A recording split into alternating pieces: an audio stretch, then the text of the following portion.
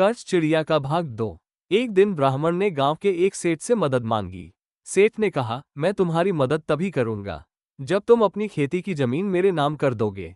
ब्राह्मण ये सुनकर बहुत दुखी हुआ, लेकिन मजबूरी में उसने अपनी जमीन गिरवी रखने का निर्णय लिया। चिड़िया का कर्ज चुकाना। उस रात सुजाता बहुत उदास थी। उसने सोचा कि अब उनके पास कोई चारा नहीं बचा। उसी समय वो चिड़िया याद आई जिसे उसने बचाया था।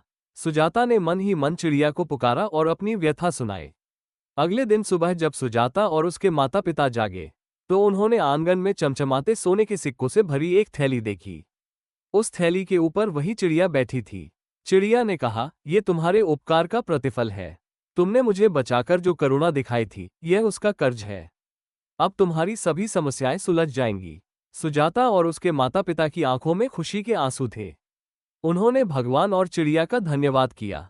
सोने के सिक्कों से ब्राह्मण ने न केवल सुजाता की शादी धूमधाम से की, बल्कि अपनी जमीन भी वापस ले ली। इस कहानी से यह सीख मिलती है कि दया और उपकार कभी व्यर्थ नहीं जाते। जो दूसरों की मदद करता है, समय आने पर उसे भी मदद अवश्य मिलती है।